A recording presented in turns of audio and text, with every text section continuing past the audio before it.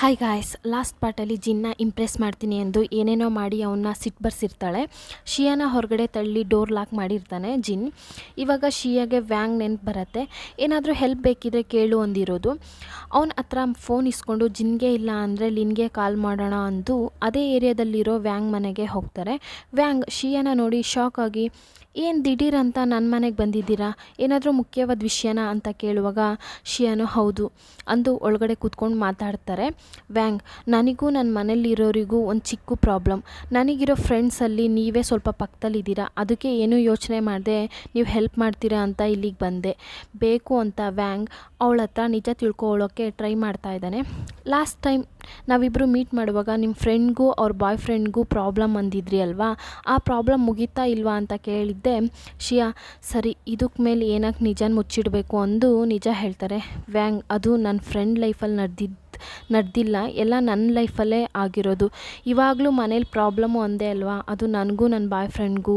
ಶಿಯಾ ಮಾತಾಡಿದ ಮೇಲೆ ವ್ಯಾಂಗ್, ನನಗೆ ಸ್ಟಾರ್ಟಿಂಗೇ ಗೊತ್ತು ಪಾರ್ಕಲ್ಲಿ ಈ ವಿಷಯದ ಬಗ್ಗೆ ಮಾತಾಡುವಾಗ ನೀವು ಸುಳ್ಳು ಹೇಳ್ತಾ ಇದ್ದೀರಿ ಅಂತ.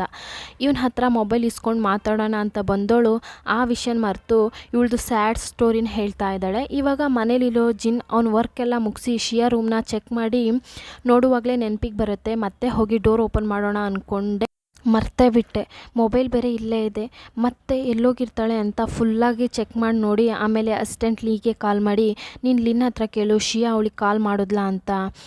ಅಸಿಸ್ಟೆಂಟ್ಲಿನೂ ಬಂದು ಲಿನ್ ಹತ್ರ ಶಿಯಾ ಕಾಲ್ ಅಥವಾ ಮೆಸೇಜ್ ಮಾಡಿದ್ರ ಅಂತ ಕೇಳಿದ್ರೆ ಇವಳು ಇಲ್ಲ ಅಂತಾಳೆ. ಆಗ ಕಟ್ ಮಾಡಿದ್ರೆ ಶಿಯಾನ ತೋರಿಸ್ತಾರೆ. ಇವಳು ಕತೆ ಹೇಳ್ತೀನಿ ಅಂತ ವ್ಯಾಂಗ್ ಮನೇಲೇ ನಿದ್ದೆ ಮಾಡ್ತಾ ಇದ್ದಾಳೆ.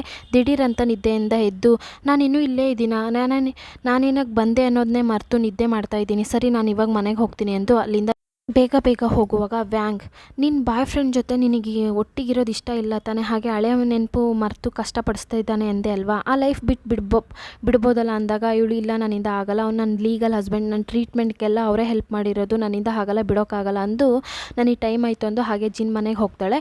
ಇವಳು ಮತ್ತೆ ಬಂದು ಡೋರ್ ಓಪನ್ ಮಾಡೋಕ್ಕೆ ಟ್ರೈ ಮಾಡಿದ್ರೆ ಇಷ್ಟೊತ್ತು ಕ್ಲೋಸ್ ಆಗಿದ್ದ ಡೋರು ಇವಾಗ ಈಸಿಯಾಗಿ ಓಪನ್ ಆಗುತ್ತೆ. ಎಲ್ಲ ಈ ಜಿನ್ ಕೆಲಸನೇ. ಒಳಗಡೆ ಬಂದಿದ್ದೆ ಶಿಯಾ ಮತ್ತೆ ಜಿನ್ ಜೊತೆ ಇದ್ದಾಗ ಅವ್ನು ಕ್ಯಾರಿಂಗ್ ಆಗಿದ್ನಲ್ಲ, ಇವಳಿಗೆ ಬೇಕಾಗಿರೋ ಎಲ್ಲ ವಿಷಯ ಮಾಡಿ ಹಾಗೆ ಸೇಫಾಗೂ ನೋಡ್ಕೋತಾ ಇದ್ನಲ್ಲ, ಇದೆಲ್ಲ ಯೋಚನೆ ಮಾಡಿ ಅಳ್ತಾ ಇರುವಾಗ ದಿಢೀರಂತ ಜಿನ್ ಶಿಯಾನ ಹಗ್ ಮಾಡ್ತಾನೆ. ನೀನು ಹುಷಾರಾಗ್ತಾನೆ ಇದೆಯಾ, ಯಾಕೆ ನಿನ್ನ ಫೇಸ್ ಇಷ್ಟು ಸ್ಯಾಡ್ ಆಗಿದೆ, ಇವಾಗ ನಮ್ಮಿಬ್ಬರಿಗೂ ಮ್ಯಾರೇಜ್ ಆಗಿದೆ, ಮಿಸಸ್ ಜಿನ್ ಈ ಥರನೇ ಇರ್ತಾರ, ಏನೋ ವಿಷಯನ ಥಿಂಕ್ ಮಾಡಿ ಸ್ಯಾಡಲ್ಲಿರೋದು ಈ ಥರನೇ ಮುಂಚೆನೂ ಮಾಡ್ತಾ ಇದೆಯಾ ಅನ್ನುವಾಗ ಹೌದು, ನಾನು ನನ್ನ ಲೈಫಲ್ಲಿ ತುಂಬ ಒಂಟಿಯಾಗಿದ್ದೀನಿ ಅನ್ನೋ ರೀತಿ ಫೀಲ್ ಮಾಡ್ತಾ ಇದ್ದೀನಿ. ನಿಮಗೆ ಇಷ್ಟ ಆಗೋ ರೀತಿ ಒಬ್ಬರು ಲೈಫ್ ಪಾರ್ಟ್ನರ್ ಸಿಗ್ತಾರೆ ಅಂದರೆ ಅದನ್ನ ಮುಂಚೆನೇ ನಾನು ಹತ್ರ ಹೇಳಿ, ನಾನು ನನ್ನ ಥಿಂಗ್ಸ್ ಎಲ್ಲ ತೊಗೊಂಡು ಹೋಗೋದ್ರ ಬಗ್ಗೆ ಚಿಂತೆ ಮಾಡಲ್ಲ. ಶಿಯಾ ನೋಡಿದ್ರೆ ಸೀರಿಯಸ್ ಆಗಿ ಮಾತಾಡ್ತಾ ಇದ್ದಾಳೆ. ಈ ಜಿನ್ ಅರ್ಥ ಮಾಡ್ಕೊಳ್ದೆ ಇನ್ನೂ ಟೆನ್ಷನ್ ಮಾಡ್ತಾನೆ. ನೀನು ಮಾತಾಡೋದೆಲ್ಲ ನೋಡಿದ್ರೆ ನನ್ನಿಂದ ಕಷ್ಟಪಡೋ ರೀತಿ ಇದೆ ಅಂತಿರುವಾಗ ಶಿಯಾ ಬರೋ ಕೋಪದಲ್ಲಿ ಜಿನ್ನ ತಳ್ಳಿ ಮಾತಾಡ್ತಾ ಇದ್ದಾರೆ. ಹೌದು, ನಾನು ಇಷ್ಟು ಸ್ಯಾಡ್ ಆಗಿರೋಕ್ಕೆ ನೀವೇ ಕಾರಣ. ಸ್ವಲ್ಪ ದಿನಗಳ ಮುಂಚೆ ನಾನು ತುಂಬ ಖುಷಿಯಾಗಿದ್ದೆ, ನೀವು ನನ್ನ ಅಷ್ಟು ಸೇಫಾಗಿ ನೋಡ್ಕೊಂಡ್ರಿ, ಅಷ್ಟು ಖುಷಿ ಕೊಟ್ರಿ, ಆದರೆ ಇವಾಗ ಬೇರೆ ಯಾರೋ ರೀತಿ ನನ್ನ ಟ್ರೀಟ್ ಮಾಡ್ತಾ ಇದ್ದೀರಿ ಅಂತ ತುಂಬ ಫೀಲ್ ಮಾಡ್ತಾ ಇದ್ದಾಳೆ. ಜಿನ್ ನೋಡಿ ಸರಿ ಏನಕ್ಕೂ ಫೀಲ್ ಮಾಡಬೇಡ, ನಾನು ಹಾರೋ ಮುಂದೆ ನಿನ್ನ ಸರಿಯಾಗಿ ಟ್ರೀಟ್ ಮಾಡದೇ ಇರೋದು ನೋಡಿ ನೀನು ಫೀಲ್ ಮಾಡ್ತಾ ಇದೆಯಾ, ನಿಜವಾಗ್ಲೂ ನನಗೆ ನೀನು ಇಷ್ಟ ಇಲ್ಲ ಏನಿಲ್ಲ. ಈ ಮಾತು ಕೇಳಿದ್ಮೇಲೆ ಶಿಯಾಗೆ ಸ್ವಲ್ಪ ಖುಷಿಯಾಗುತ್ತೆ. ಜಿನ್, ನೀವು ನಿಜವಾಗ್ಲೂ ಹೇಳ್ತಾ ಇದ್ದೀರಾ, ನೀವು ಮರ್ತಿರೋ ಎಲ್ಲ ವಿಷಯ ಬೇಗ ನೆನಪಿಗೆ ಬರಲಿ ಅಂತ ವೆಯ್ಟ್ ಮಾಡ್ತಾ ಇದ್ದೀನಿ, ಮತ್ತು ನಿಮಗೆ ನಾನು ಇಷ್ಟ ಆಗ್ತೀನಿ ತಾನೆ ಅಂದು ಅವನ ಹತ್ರನೇ ಡೌಟ್ ಕೇಳ್ತಾ ಇದ್ದಾಳೆ. ಹೀಗೆ ಮಾತಾಡಿ ಶಿಯಾ ಹಾಗೆ ಮಲ್ಕೊತಾಳೆ. ಶಿಯಾ ಮಲಗಿದ್ದಾಳೆ ಅಂದ್ಕೊಂಡು ಇವಳು ರೂಮಲ್ಲೇ ಬಿಟ್ಟು ಹೋಗ್ತಾನೆ. ಆದರೆ ಶಿಯಾ ಇನ್ನೂ ಮಲ್ಗೇ ಇಲ್ಲ. ಆವಾಗ ವ್ಯಾಂಗ್ ಕಾಲ್ ಮಾಡ್ತಾನೆ. ಶಿಯಾ, ನೀವು ಲೇಟಾಗಿ ಮನೆಗೆ ಹೋಗಿದ್ದಕ್ಕೆ ನಿಮ್ಮ ಹಸ್ಬೆಂಡ್ ಬೈದಿಲ್ವಾ ಅಂತಿರುವಾಗ ಇಲ್ಲ, ಇವಾಗ ನಮ್ಮಿಬ್ಬರು ನಡುವೆ ನಡೆದಿರೋ ಪ್ರಾಬ್ಲಮ್ ಸ್ವಲ್ಪ ಸರಿಯಾಗಿದೆ, ಅದಲ್ಲದೆ ಇವತ್ತು ನಾನು ಪಟ್ಟಿರೋ ಕಷ್ಟ ನೋಡಿ ಅವರೇ ಎಮೋಷನ್ ಆದರು. ಇವಳು ಮೊಬೈಲಲ್ಲಿ ಮಾತಾಡುವಾಗ ಮತ್ತೆ ರೂಮಿಗೆ ಬಂದ ಜಿನ್ ಶಿಯಾ ಮಾತಾಡಿದ್ದೆಲ್ಲ ಕೇಳಿ, ಹಾಗಿದ್ರೆ ನೀನು ಸುಮ್ಮನೆ ತಾನೇ ಈ ಥರ ನಾಟಕ ಮಾಡಿದ್ಯಾ, ನೀನು ಮಾತಾಡೋದೆಲ್ಲ ಕೇಳಿ ನಾನು ಎಮೋಷನ್ ಆಗಬೇಕು ಅಂತ ತಾನೇ ಇದೆಲ್ಲ ಮಾಡಿದ್ದೀಯಾ, ನೀನು ಒಳ್ಳೆ ಆ್ಯಕ್ಟರ್ ಅಂದು ಜಿನ್ ಸಿಟ್ಟು ಮಾಡಿಕೊಂಡು ಅಲ್ಲಿಂದ ಹೋಗ್ತಾನೆ. ನೆಕ್ಸ್ಟ್ ಡೇ ಮಾರ್ನಿಂಗ್ ಶಿಯಾ ಜಿನ್ ಹತ್ರ ನಿಜ ಹೇಳಿ ಸಮಾಧಾನ ಮಾಡೋಣ ಅಂತ ಹೋದರೆ ಅಲ್ಲಿ ಇನ್ನೊಂದು ಪ್ರಾಬ್ಲಮ್. ಮನೆಗೆ ಬಂದಿರೋ ಜಿನ್ ಹತ್ರ ಮಾತಾಡ್ತಾ ಇದ್ದಾಳೆ. ಇದು ಶಿಯಾಗೆ ಇಷ್ಟ ಆಗ್ತಿಲ್ಲ, ಅದರಿಂದ ಡೈರೆಕ್ಟಾಗಿ ಹಾರೋ ಹತ್ರನೇ ಹೋಗಿ, ನನಗೂ ಜಿನ್ಗೂ ಮ್ಯಾರೇಜ್ ಆಗಿರೋ ವಿಷಯ ನಿಮಗೆ ಗೊತ್ತು ತಾನೆ, ಮತ್ತೇನಕ್ಕೆ ಪದೇ ಪದೇ ನೀವು ಡಿಸ್ಟರ್ಬ್ ಮಾಡೋ ರೀತಿಯೇ ಮಾಡ್ತಾಯಿದ್ದೀರಿ ಅಂತ ಹೇಳುವಾಗ, ಜಿನ್ನು ಹಾರೋ ನನ್ನ ಫ್ರೆಂಡು, ನನ್ನ ಮೀಟ್ ಮಾಡೋಕೆ ಬಂದಿರೋದು, ಇವಾಗಲೂ ವರ್ಕ್ ವಿಷಯವಾಗೇ ಮಾತಾಡ್ತಾ ಇರೋದು, ನಮ್ಮನ್ನ ಡಿಸ್ಟರ್ಬ್ ಮಾಡೋದು ಬಿಟ್ಟು ನೀನು ಹೋಗಿ ನಿನ್ನ ಕೆಲಸ ನೋಡು ಅಂತ ಹೇಳ್ತಾನೆ. ನೆನ್ನೆ ನೈಟ್ ಶಿಯಾ ಫೋನ್ ಮಾತಾಡಿ ಸಿಟ್ಟಿಟ್ಕೊಂಡು ಇವಾಗ ತೋರಿಸ್ತಾ ಇದ್ದಾನೆ. ಈ ವಿಷಯದಲ್ಲಿ ಯಾರ ಹತ್ರ ಹೆಲ್ಪ್ ಕೇಳೋದು ಅಂತ ಥಿಂಕ್ ಮಾಡುವಾಗ ಸಡನ್ನಾಗಿ ಚಾಯು ನೆನಪಾಗ್ತಾನೆ. ಅವನ ಹತ್ರ ಹೆಲ್ಪ್ ಕೇಳೋಕ್ಕೆ ಅವನ ರೆಸ್ಟೋರೆಂಟಲ್ಲಿ ಮೀಟ್ ಮಾಡಿ ಮಾತಾಡ್ತಾ ಇದ್ದಾರೆ. ಚಾಯ್, ನನಗೊಂದು ಐಡಿಯಾ, ಈ ಹಾರೋ ಪ್ರಾಬ್ಲಮ್ ನನಗಿರಬಾರ್ದು ಅಂದರೆ ಈ ಹಾರೋನ ನೀನು ಮ್ಯಾರೇಜ್ ಮಾಡ್ಕೊ ಅಂದಾಗ ಅವನು ಶಾಕಾಗಿ, ಇಲ್ಲ ನನ್ನಿಂದ ಆಗೋದಿಲ್ಲ, ಹಾರೋ ನಾನೇನಕ್ಕೆ ಮ್ಯಾರೇಜ್ ಮಾಡ್ಕೋಬೇಕು, ನನ್ನಿಂದ ಈ ಥರ ಎಲ್ಲ ಮಾಡೋಕ್ಕಾಗಲ್ಲ ಅಂದರೂ ಪರವಾಗಿಲ್ಲ, ಹಾರೋ ನಾನು ಡಿಸ್ಟರ್ಬ್ ಮಾಡದೇ ಇರೋ ರೀತಿ ಏನಾದರೂ ಹೆಲ್ಪ್ ಮಾಡು ಅಂತ ಹೇಳುವಾಗ ಚಾಯುನು ನನ್ನಿಂದ ಆದಷ್ಟು ಮಾಡ್ತೀನಿ ಅಂತಾನೆ. ಹಾಗೆ ಕಟ್ ಮಾಡಿದ್ರೆ ಚಾಯುನ ಅಪ್ಪ ತೋರಿಸ್ತಾರೆ. ಶಿಯಾ ಅನ್ನೋ ಹುಡುಗಿನ ಚಾಯುನ್ ಆಗಾಗ ಮೀಟ್ ಮಾಡಿ ಮಾತಾಡ್ತಾ ಇದ್ದಾರೆ ಅನ್ನೋ ವಿಷಯ ಅವ್ರ ಅಪ್ಪನಿಗೆ ಗೊತ್ತಾಗುತ್ತೆ. ಅವ್ರು ಯಾರು ಈ ಹುಡುಗಿ, ಯಾಕೆ ಪದೇ ಪದೇ ಮೀಟ್ ಮಾಡಿ ಮಾತಾಡ್ತಾ ಇದ್ದಾರೆ ಅನ್ನೋ ವಿಷಯನ ಕೇಳಿ ತಿಳ್ಕೊತಾರೆ. ಇವಾಗ ಶಿಯಾ ಮನೇಲಿ ಕೆಲಸ ಮಾಡೋ ಲೇಡಿ ಹತ್ರ ಕಿಚನಲ್ಲಿ ಮಾತಾಡ್ತಾ ಇದ್ದಾರೆ. ಅಲ್ಲೊಂದು ಕಪ್ಪಲ್ಲಿ ಸೂಪ್ ರೆಡಿ ಆಗ್ತಾ ಇರೋದು ನೋಡಿ, ಇದು ಯಾರು ಮಾಡಿದ್ದು ಅಂತ ಕೇಳಿದಾಗ ಹಾರೋನೇ ಮನೆಗೆ ಬಂದು ಜಿನ್ಗೋಸ್ಕರ ಇದನ್ನ ರೆಡಿ ಮಾಡಿದ್ದಾರೆ. ಇದನ್ನ ಕೇಳಿದೆ ಶಿಯಾ, ಅದೇನು ಜಿನ್ಗೆ ಮಾತ್ರ ಸ್ಪೆಷಲಾಗಿ ಅಂದು ಹೇಗಿದೆ ಅಂತ ಶಿಯಾನೇ ಕುಡಿತಾಳೆ. ಹಾಗೆ ಅವಳು ಪೆಟ್ಗೂ ಕೊಡ್ತಾಳೆ. ಇದನ್ನ ಕರೆಕ್ಟಾಗಿ ಎಲ್ಲ ಖಾಲಿಯಾಗುವಾಗ ಹಾರೋ ಮನೆಗೆ ಬಂದು ಶಿಯಾನ ಈ ಸೂಪ್ ಖಾಲಿ ಮಾಡಿದ್ಲು ಅಂತ ಅವಳ ಹತ್ರನೇ ಜಗಳ ಮಾಡ್ತಾ ಇದ್ದಾಳೆ. ಆದರೆ ಶಿಯಾ ಅದಕ್ಕೆ ಸಿಂಪಲಾಗಿ ಸೂಪ್ ಚೆನ್ನಾಗಿತ್ತು, ಅದಕ್ಕೆ ನಾನು ಸ್ವಲ್ಪ ಕುಡಿದೆ, ನಾನು ಪೆಟ್ಗೂ ಕೊಟ್ಟೆ ಎಂದು ಶಿಯಾ ಅಲ್ಲಿಂದ ಹೋಗಿದ್ದೆ. ಹಾರೋ ಹೋಗಿ ಜಿನ್ ಹತ್ರ ನಡೆದಿರೋ ವಿಷಯನ ಕಂಪ್ಲೇಂಟ್ ಮಾಡ್ತಾ ಇದ್ದಾರೆ. ಜಿನ್, ಈ ಸೂಪ್ ನಿನಗೆ ಕೊಡೋಕ್ಕಂತ ಬೆಳಗ್ಗೆಯಿಂದ ಕಷ್ಟಪಟ್ಟು ಮಾಡಿದೆ, ಆದರೆ ಶಿಯಾ ಈಸಿಯಾಗಿ ಬಂದು ಎಲ್ಲ ಖಾಲಿ ಮಾಡಿದ್ಲು ಅಂತ ಹೇಳ್ತಾಳೆ. ನೈಟ್ ಟೈಮ್ ಶಿಯಾ ಚೆನ್ನಾಗಿ ನಿದ್ದೆ ಮಾಡ್ತಾ ಇದ್ದಾರೆ. ನೆಕ್ಸ್ಟ್ ಡೇ ಮಾರ್ನಿಂಗ್ ಶಿಯಾ ಹೇಳೋದು ಕೂಡ ತುಂಬ ಲೇಟಾಗಿ ಟಯರ್ಡಾಗಿ ಫೀಲ್ ಮಾಡ್ತಾ ಇದ್ದಾಳೆ. ಇವಳಿಗೆ ಏನಾಯಿತು ಅನ್ನೋದು ಇವಳಿಗೆ ಗೊತ್ತಾಗ್ತಾ ಇಲ್ಲ. ಕರೆಕ್ಟಾಗಿ ಶಿಯಾ ಮನೆಯಿಂದ ಹೊರಗಡೆ ಹೋಗೋ ಟೈಮ್ಗೆ ಯಾರೋ ಜಿನ್ ಮೀಟ್ ಮಾಡಿ ಮಾತಾಡೋಕ್ಕೆ ಟ್ರೈ ಮಾಡ್ತಾಳೆ. ಜಿನ್ನು ಇವಳಿಗೆ ಅರ್ಥ ಆಗೋ ರೀತಿ ಹೇಳ್ತೀನಿ, ಹಾರೋ ನಾವಿಬ್ಬರು ಚಿಕ್ಕ ವಯಸ್ಸಿಂದಲೂ ಫ್ರೆಂಡ್ ಆಗಿದ್ದೀವಿ, ಆದರೆ ಈಗ ನನಗೂ ಶಿಯಾಗೂ ಮ್ಯಾರೇಜ್ ಆಗಿದೆ, ಇವಾಗಲೇ ನಾನು ಅವಳು ಕೇರ್ ಮಾಡಿಲ್ಲ, ನೀನು ಹೀಗೆ ಪದೇ ಪದೇ ಬಂದು ಮೀಟ್ ಮಾಡಿ ಮಾತಾಡ್ತಾ ಇದ್ದರೆ ಖಂಡಿತ ಅವಳು ಫೀಲ್ ಮಾಡ್ತಾಳೆ. ಹಾಗೆ ಹಾರೋ ಜಿನ್ ಹತ್ರ, ನೀನು ಹೇಳೋದೆಲ್ಲ ನನಗೆ ಅರ್ಥ ಆಗುತ್ತೆ, ಇದ್ರ ಮೇಲೆ ಈ ಥರ ಮಾಡಲ್ಲ, ನಿನಗೆ ಸೂಪ್ ತೊಗೊಬಂದಿದ್ದೀನಿ ಅಂತ ಒಂದು ಬಾಕ್ಸಲ್ಲಿ ಕೊಡ್ತಾಳೆ. ಅದನ್ನ ನೋಡಿ ಜಿನ್ಗೆ ಡೌಟ್ ಆಗಿದೆ. ಹಾರೋ ನನ್ನ ಮೊಬೈಲ್ ಎಲ್ಲೋ ಬಿಟ್ಟಿದ್ದೀನಿ, ಚೂರು ತೊಗೊಬಾ ಅಂತ ಹೇಳಿ ಅವನ್ನ ಡೈವರ್ಟ್ ಮಾಡಿ ಆ ಸೂಪ್ನ ಕುಡಿದೇ ಏಮರ್ಸ್ತಾನೆ. ಆರೋ ಆ ಮೊಬೈಲ್ ತೊಗೊಬಂದು ನೋಡಿದ್ರೆ ಬಾಕ್ಸಲ್ಲಿ ಖಾಲಿಯಾಗಿದೆ. ಜಿನ್ ಚೆನ್ನಾಗಿ ನಿದ್ದೆ ಮಾಡ್ತಾ ಇದ್ದಾನೆ. ಅವನ್ನ ಬೆಡ್ ಮೇಲೆ ರೆಸ್ಟ್ ಮಾಡೋಕೆ ಮಲಗಿಸಿ ಹಾರೋ ಜಿನ್ ಹತ್ರ ಏನೋ ಮಾತಾಡ್ತಾ ಇದ್ದಾಳೆ.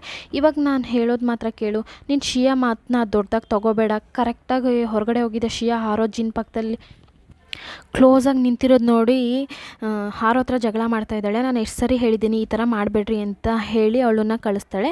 ಹಾಗೆ ಸ್ವಲ್ಪ ಹೊತ್ತಾದಮೇಲೆ ಜಿನ್ ಪಕ್ಕದಲ್ಲಿ ಕೂತ್ಕೊಂಡು ಮಾತಾಡೋಕ್ಕೆ ಸ್ಟಾರ್ಟ್ ಮಾಡ್ತಾಳೆ. ಹಾರೋ ನಿಮ್ಮ ಹತ್ರ ಈ ಥರ ಮಾತಾಡೋದು ನನಗೆ ಇಷ್ಟ ಆಗ್ತಾ ಇಲ್ಲ ಅನ್ನೋದು ನಿಮಗೂ ಗೊತ್ತಿದೆ ಅಂತೇಳಿ ಮಾತಾಡುವಾಗ ದಿಢೀರಂತ ಜಿನ್ ಕಂಡುಬಿಡ್ತಾನೆ. ಇದೆಲ್ಲ ನಾನೇ ಪ್ಲಾನ್ ಮಾಡಿ ಮಾಡಿದೆ, ನನ್ನ ಸುತ್ತ ಏನೋ ನಡೀತಾ ಇದೆ, ಅದನ್ನ ಬೇಗ ಕಂಡುಹಿಡಬೇಕು ಅಂತ ಹಾರೋ ತಂದಿರೋ ಸೂಪ್ನ ಅವಳಿಗೆ ಗೊತ್ತಾಗದೆ ಬೇರೆ ಕಪ್ಪಲ್ಲಿ ಹಾಕಿ ಮುಚ್ಚಿಟ್ಟಿರ್ತಾನೆ. ಇದರಲ್ಲಿ ಏನೋ ತೊಂದರೆ ಇದೆ, ನಾನು ಬೇಗ ಕಂಡುಹಿಡಿತೀನಿ ಅಂತ ಲ್ಯಾಬ್ ಟೆಸ್ಟ್ಗೆ ಹೋಗಿ ಕೊಡ್ತಾನೆ. ಅದನ್ನ ಫುಲ್ಲಾಗಿ ಚೆಕ್ ಮಾಡಿದ್ಮೇಲೆ ರಿಸಲ್ಟ್ ಸಿಕ್ಕಿದೆ. ಇದರಲ್ಲಿ ಬೇಕು ಅಂತಲೇ ಯಾರೋ ಡ್ರಗ್ನ ಮಿಕ್ಸ್ ಮಾಡಿದ್ದಾರೆ. ಈ ಥರ ಡ್ರಗ್ಸ್ನ ನಾವು ಹಿಪ್ನೋಟೈಸ್ ಮಾಡುವಾಗ ಪೇಷಂಟ್ ಹತ್ರ ಯೂಸ್ ಮಾಡ್ತೀವಿ, ಅವರು ನಿಜ ಹೇಳಲಿ ಅಂತ. ಈ ಡ್ರಗ್ನ ತಿಂದೋರ ಹತ್ರ ಮಾತಾಡಿ ಕೆಲವೊಂದು ವಿಷಯನೂ ಮರೆಸೋಕ್ಕಾಗತ್ತೆ. ಈ ಪಾಯಿಂಟ್ ಸಿಕ್ಕಿದೆ ಜಿನ್ಗೆ ಕನ್ಫರ್ಮ್ ಆಗಿ. ಹಾರೋನೇ ಏನೋ ಮಾಡಬೇಕು ಅಂತ ಇದ್ದಾಳೆ. ಯಾಕೆ ಅಂದರೆ ಜಿನ್ಗೂ ಹಾರೋ ಮೇಲೆ ಫಸ್ಟೇ ಡೌಟ್ ಬಂದಿರತ್ತೆ. ಒಂದಿನ ಹಾರೋ ಕಷ್ಟಪಟ್ಟು ರೆಡಿ ಮಾಡಿ ಸೂಪ್ನ ಶಿಯಾ ಮತ್ತು ಆ ಪೆಟ್ ಇಬ್ಬರು ಕುಡ್ದು ಖಾಲಿ ಮಾಡಿದರು ಅಂತ ಹೇಳಿರ್ತಾಳಲ್ಲ, ಆ ದಿನ ಫುಲ್ಲಾಗಿ ತುಂಬ ಹೊತ್ತು ನಿದ್ದೆ ಮಾಡ್ತಾ ಇದ್ದರು. ಹಾಗೆ ಸರಿಯಾಗಿ ಊಟನೂ ಮಾಡಿಲ್ಲ. ಶಿಯಾ ಸಾಕೋ ಡಾಗ್ ಸಹ ಅದೇ ರೀತಿ ನಿದ್ದೆ ಮಾಡ್ತಾ ಇತ್ತು. ಜಿನ್ ಮನೇಲಿ ಕೆಲಸ ಮಾಡೋ ಲೇಡಿ ಹೇಳಿದ ಮೇಲೆ ಜಿನ್ಗೂ ಆ ಸೂಪ್ ಮೇಲೆ ಡೌಟ್ ಬಂದಿರುತ್ತೆ. ಆ್ಯಕ್ಚುಲಿ ಏನಾಗಿದೆ ಅಂದರೆ ಈ ಜಿನ್ಗೆ ಮೆಮೊರಿ ಲಾಸ್ ಎಲ್ಲ ಆಗಿಲ್ಲ, ಚಿಕ್ಕದಾಗಿ ಕಾಲು ಮತ್ತು ತಲೆಗೆ ಒದೆ ಬಿದ್ದಿರೋದು ನಿಜ. ಆದರೆ ಹಾರೋನೇ ಆ ಡ್ರಗ್ ಕೊಟ್ಟು ಎಲ್ಲನೂ ಪ್ಲ್ಯಾನ್ ಮಾಡಿರ್ತಾಳೆ. ರೀಸೆಂಟಲ್ಲಿ ನಡೆದಿರೋ ವಿಷಯನ ಜಿನ್ ಮರ್ತಿರೋ ಹಾಗೆ ಹಿಪ್ನೋಟೈಸ್ ಮಾಡಿ ಹೇಳಿರ್ತಾಳೆ ಅಂತ ಅಸಿಸ್ಟೆಂಟ್ ಲೀ ಹತ್ರ ಹೇಳಿ, ನನಗೆ ಆಕ್ಸಿಡೆಂಟ್ ಆದಾಗ ಆರೋ ಎಲ್ಲಿಗೆಲ್ಲ ಹೋಗಿದ್ದಾಳೆ ಅಂತ ಕೇಳಿ ಅದ್ರ ಮೇಲೆ ಇಬ್ಬರು ಅಲ್ಲಿಗೆ ಹೋಗೋಣ ಅಂದರೆ ಶಿಯಾನಿಂದ ಅಸಿಸ್ಟೆಂಟ್ ಲೀಗೆ ಕಾಲ್ ಬರುತ್ತೆ. ಜಿನ್ ನಿಮ್ಮ ಜೊತೆನೇ ಇದ್ದಾರಾ, ತುಂಬ ಸಲ ಕಾಲ್ ಮಾಡಿದೆ ಆದರೆ ಅವರು ಎತ್ತಿಲ್ಲ. ಇವ್ರು ಹಾರೋ ಮಾಡಿರೋ ಪ್ರಾಬ್ಲಮ್ನ ಕಂಡುಹಿಡಿಬೇಕು ಅಂತ ಅಸಿಸ್ಟೆಂಟ್ಲಿ ಜಿನ್ ಸರ್ ನನ್ನ ಜೊತೆ ಇಲ್ಲ ಅಂತ ಲೀ ಹೇಳ್ತಾರೆ. ಕಟ್ ಮಾಡಿದರೆ ಶಿಯಾ ಜಿನ್ ಆಫೀಸ್ಗೆ ಹೋಗಿ ಜಿನ್ನ ಮೀಟ್ ಮಾಡಿ ಮಾತಾಡೋಕ್ಕೆ ಟ್ರೈ ಮಾಡ್ತಾ ಇದ್ದಾರೆ. ಒಳಗಡೆ ನಡ್ಕೊಂಡು ಹೋಗೋ ಜಿನ್ ನೋಡಿ ಮಾತಾಡಬೇಕು ಅನ್ನೋ ಅಷ್ಟರಲ್ಲಿ ಶಿಯಾನ ಮೀಟ್ ಮಾಡೋಕ್ಕೆ ಒಬ್ಬ ವ್ಯಕ್ತಿ ಬಂದಿರ್ತಾನೆ. ನಿಮ್ಮ ಹೆಸರು ಶಿಯಾ ತಾನೇ, ಚಾಯುನಪ್ಪ ನಿಮ್ಮನ್ನ ಮೀಟ್ ಮಾಡಿ ಮಾತಾಡಬೇಕು ಅಂತ ನಿಮಗೆ ವೇಟ್ ಮಾಡ್ತಾ ಇದ್ದಾರೆ ಅಂದಾಗ, ಸರಿ ನಾನು ಅವ್ರನ್ನ ಮೀಟ್ ಮಾಡ್ತೀನಿ ಎಂದು ಅವ್ರ ಫ್ರೆಂಡ್ಸ್ ಹತ್ರ ಹೇಳಿ ಅಲ್ಲಿಂದ ಹೊರಡ್ತಾಳೆ. ಇವ್ರು ಏನು ಟಾಪಿಕ್ ಬಗ್ಗೆ ಮಾತಾಡೋಕ್ಕೆ ಬರೋಕ್ಕೆ ಹೇಳಿದ್ದಾರೆ ಅಂತ ಶಿಯಾಗೆ ಇನ್ನೂ ಗೊತ್ತಿಲ್ಲ. ಇವಳು ಹೋಗಿ ಅವ್ರನ್ನ ಮೀಟ್ ಮಾಡಿ ಮಾತಾಡೋಕ್ಕೆ ಸ್ಟಾರ್ಟ್ ಮಾಡೋದ್ರಲ್ಲೇ ಚಾಯುನ ಅಪ್ಪನೇ ಸ್ಟಾರ್ಟ್ ಮಾಡ್ತಾರೆ. ನೀನು ಯಾರು ಅನ್ನೋ ವಿಷಯ ನನಗೆ ಗೊತ್ತಿಲ್ಲ, ಆದರೆ ನನ್ನ ಮಗ ಚಾಯುನ್ ಮೀಟ್ ಮಾಡಿ ಹಾಗಾಗಿ ಮಾತಾಡ್ತಾ ಇದೆಯಾ ಅನ್ನೋದು ನನಗೆ ಗೊತ್ತು.